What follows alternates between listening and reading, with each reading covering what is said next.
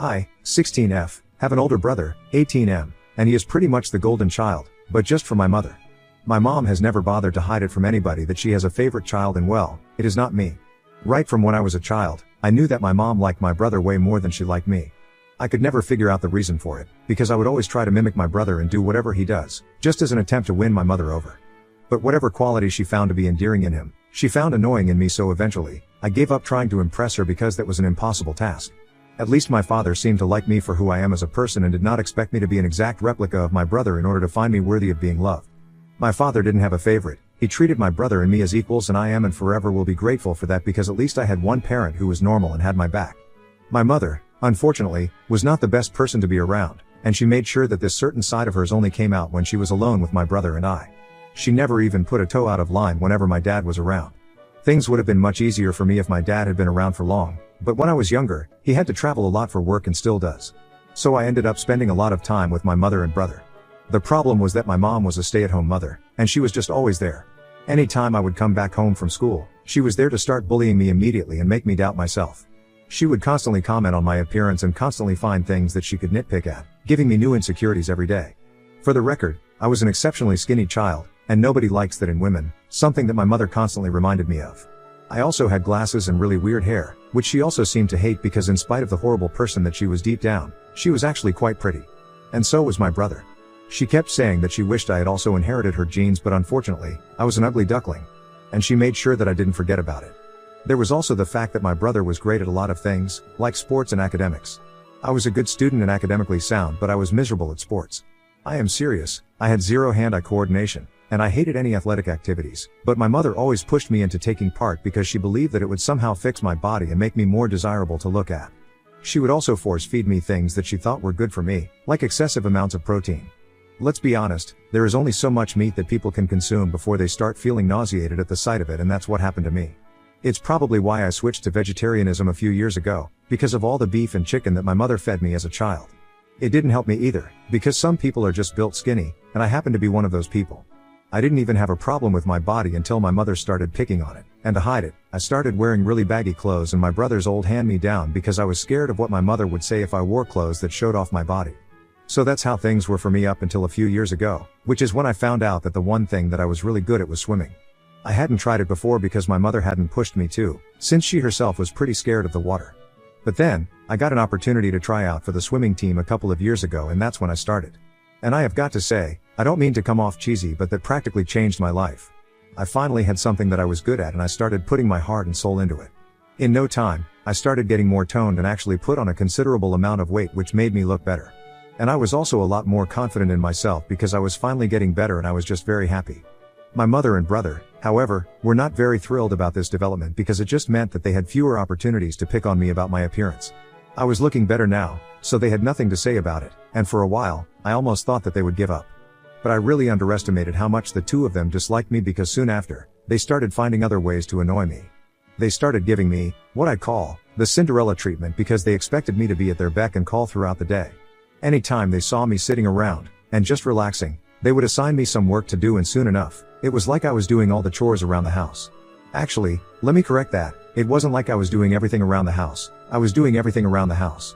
Whenever my father was away on a business trip, they would make sure that I did all the work around the house while they just made up excuses and found ways to get out of doing whatever needed to be done. Anytime that I would tell them that I was tired or exhausted from school, they would just tell me that I had to do it because if I didn't do the chores around the house, there was nobody else to do it, because my mother was also tired since she was getting old, even though she was just in her 40s and it's not even that old. And well, my brother was involved in so many activities at school that it was quite believable for him to be exhausted all the time, enough to get out of doing all the work. So I was, to put it bluntly, their Cinderella, and I was doing all the work around the house while they just sat back and let me do it. And not let me do it, they wanted me to do it because that would tire me out and I would have to give up eventually, but I made up my mind that no matter what, I was not going to give up the one thing that brought me joy. And anyway, they would only put me through this whenever my father was not around, which happened to be for almost half of the month. But then, for the other half, they would just have to be normal and we would have to do our own chores. Now, a lot of you might be wondering, why did I never talk to my father about this? Well, for starters, I didn't want to stir any trouble in my family because, at the end of the day, I wanted everybody to be happy. I guess one could say that I was a bit of a people pleaser, and that led to most of my problems. I was always just trying to make everybody happy, and I knew that my dad really loved my mother, They were high school sweethearts and they married as soon as they graduated from college. I had heard about how much they loved each other from various relatives. I knew that it would just break my father's heart if he ever got to know about what a monster my mother had turned into. So I never said anything because I didn't want to break his heart. To be more precise, I didn't want to be the one who had to break his heart by telling him the truth. So I just hoped and prayed that maybe either he would come across the truth on his own or maybe my mother, by some miracle, would become a good person. But that never happened. I also had a nagging doubt that maybe if I told my father the truth, he would just not believe me, and since my mother and my brother always put up a great act in front of him, of being a good parent, and a good sibling, there were quite high chances of that happening. And I didn't want to get ahead of myself, tell my dad how my mother was treating me and how my brother seemed to enjoy it, and then not have him believe me because that would ruin the only good relationship that I had with anybody in my family. So I just decided to keep my mouth shut and suffered through it all silently. But recently, I changed my mind, and I decided that I was going to have to expose my mother and my brother because they were getting a little too much. I was getting very tired of doing all the work around the house. Because, while earlier I didn't have much homework because I was in a lower grade, I was in a few AP classes now and I couldn't afford to lose any more time and energy. I also got a phone a couple of months ago, something that I didn't have earlier because my parents were the kind of people who believed that it would ruin my future, and I don't know if they were right or not. But it was definitely quite annoying and inconvenient, to say the least. So for my 16th birthday, my father got me a brand new phone of my own for my personal use. Now, these two factors combined, led me to the conclusion that I absolutely had to expose my mother and my brother now, because I had the means to, and I was also just really tired of how they had been treating me for the past couple of years just because they did not want to see me happy.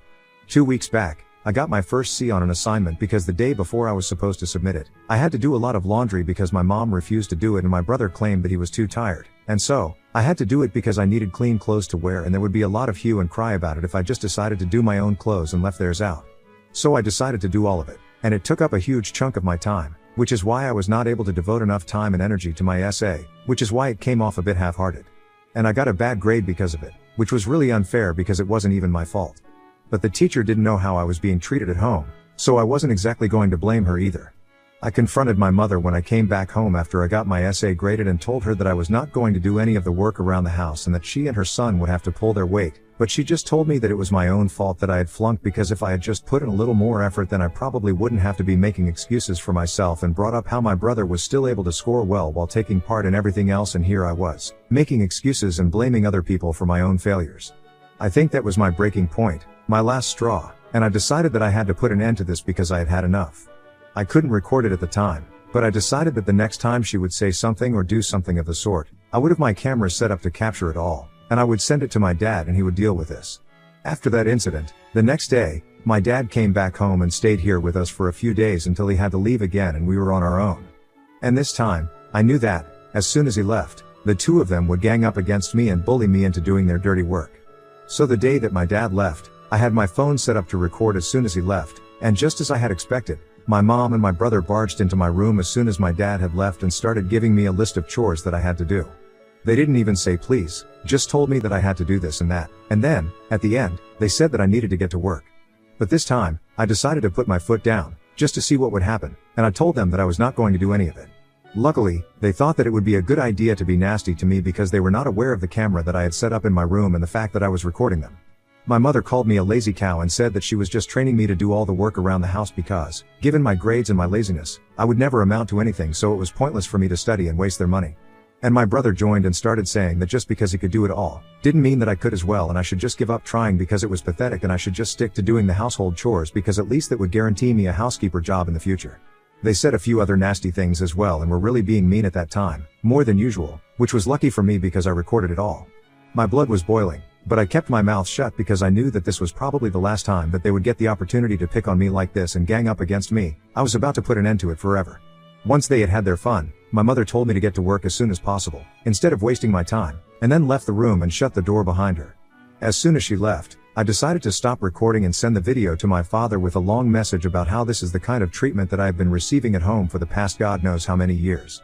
And I told him everything, literally everything that I had been keeping to myself for so long. I told him about all the bullying, the way that the two of them came up against me whenever he was not around, and how they had been making me work like a maid for them. I also made sure to mention all the nasty comments that the two of them had always been making against me, how I had been afraid to stand up against them for so long because of all the bullying, and that it had really taken a toll on me because it was affecting my grades now. I guess it hadn't even been an hour since my father had left the house when I sent him that video, and I figured that he might have been on his flight at that point. But luckily, he hadn't boarded his flight yet, and he had been able to see my message before that. As soon as he saw it, he told me to lock myself in my room and not do anything, and that he was coming back home immediately. For about 45 minutes, I stayed quietly in my room, and then I heard my dad pull up in the driveway, and I knew that things were about to go down now. I stayed in my room even after I heard my mom open the door and ask my father what he was doing back home so soon. Literally seconds later, I heard my dad yelling at my mom about the video that I had sent her, and he asked her and my brother what they were playing at. They tried to pass it off as a prank, but my father had read the message that I had sent him, and he told them to cut it out because he knew everything, and he demanded an explanation. And that's when my mother realized that the jig was up. There was no hiding it anymore, and my dad had finally found out about the way she had been treating me. She started begging and apologizing, saying that her frustration got the better of her because she was just tired, and she took it out on me, but my dad called her bluff on it and said that he knew the real reason for it. I don't know what that was about, and I still don't know because my dad refuses to tell me anything about it. But anyway, after that, they went into their bedroom and I could hear them yelling, but I couldn't make out the words, so I don't know what they were fighting about. All I know is that after about half an hour, my mother was packing her bags and leaving while sobbing hysterically, and my dad told my brother to go with her, and he agreed, no questions asked. I had come out of my room by that point and I had no idea what was going on, but I knew that whatever was happening, it was not good. After the two of them had left, it was just me and my dad, and I finally worked up the courage to ask him what had happened. He didn't tell me much. He just told me that I was safe now and that I wouldn't have to put up with my mother anymore. My dad seemed to be in a pretty bad mood at the time, so I didn't ask any further questions and decided to lock myself back in my room again. The next day, he came to me and told me that he was sorry about the way he had behaved the previous day, but he just had a lot going on, and he said that now, I wouldn't have to worry about my mother ever again. He told me that he was filing for a divorce and that it was just going to be me and him now because my mother was out of the picture. He also apologized for the fact that I even had to put up with her for so long, and he said that he wished that I had told him about what was going on earlier so he would have nipped it in the bud, but regardless, he had made his decision, and he hoped that we would have a better future now. I was actually pretty happy that they were getting divorced because it just meant that I would not have to deal with my mother again. She had made me miserable, along with my brother, for 16 years of my life, and by sending one video to my dad, I had just made sure that she wouldn't be able to do that for the next 16 years as well. So I was pretty proud of myself for standing up to her and finally calling her out. It was well deserved, and it was about time that I did it. The next few days were quite peaceful because my dad would just work in his office quietly and we would talk at meal times, but other than that, we mostly kept to ourselves. I knew that he was hurting, but I didn't know how to fix that, so I just tried to be there for him in my own little ways. We would have good conversations whenever we were talking, so that was one way for me to bring some peace to him. But other than that, I knew that he was heartbroken and that he really missed my mother. And then, a few days ago, my mother was finally served with the divorce papers, and I found out about it, because my grandparents, my mom's parents, decided that they were going to call me up and yell at me about it. My grandparents and I have never been on the best of terms because they were just an extension of my mother and I didn't like them at all. So when they called me, I thought I would just decline the call, but then they kept calling me and eventually, I had to answer the call. As soon as I picked up, they started yelling at me and told me that I was a curse on this family and that everyone would be much better off without me. They have always hated me, but this was taking things a little too far, so I told them that they couldn't speak to me this way, but they said that they could speak to me however they wanted to because I had ruined their daughter's life. They said that I was the reason that she was getting divorced now and that all these years of marriage had been completely flushed down the drain because of me and that one video that I sent. They called me ungrateful because it was my mother who had brought me into the world, in spite of several complications during her pregnancy, that I didn't even know about, and yet, I had stopped her in the back and screwed her over. My grandma told me that my mother had brought me into the world at the risk of losing her own life, not so I could ruin her marriage one day, and told me that she wished her daughter had terminated the pregnancy like she had suggested because that would have been better than having a daughter like me. My grandpa decided to twist the knife even more and told me that my mother was inconsolable after she received the divorce papers, asked me if I was finally happy now, since I had the house to myself, and my father was never going to see my mother again. I tried to tell him that that wasn't even my intention, and I didn't tell my father to divorce my mom, but they hung up before I could say anything to defend myself and then blocked me. And since then, I have been racked with guilt because I feel like the worst person on earth, right now. I know that they were trying to manipulate me and I feel like they succeeded a little bit because I just feel so bad about what happened and I feel that I need to fix this somehow. Ida for sending my dad a video of my mom and my brother teaming up against me to make me work for them, which led to him filing for divorce. Update 1. Hey, so a lot of you people were asking if I am adopted or if I was an unwanted child, and I don't have the answer to that as of now, but I know for a fact that I'm not adopted, that's for sure. I might have been an unwanted child for my mother though, that was pretty evident from her behavior. I'm not apologizing to her, and I'm definitely not trying to take back whatever I did, I'm not telling my father to cancel the divorce or whatever. That's just too much. My grandparents and my mom can stay mad. After everything that they put me through for all these years, they can't expect anything good from me or any forgiveness or sympathy at all. They do not deserve it, and they have proven it to me time and again. Especially with all the things that my grandparents said to me on the phone call the other day, it's a miracle that I even felt guilty about anything. But I guess that's just the people pleaser in me, and I'm trying to work on it so it doesn't get to me and affect my future decisions. I have talked to my dad about it, and we think that it's a good idea for me to start therapy, because I told him that the only reason that I didn't tell him anything for so long was because I didn't want to make anybody unhappy, and I knew that if I told him about my mother, it would break his heart. There was also the fact that I hoped that my mom would eventually come around and treat me like a human being, but it never happened.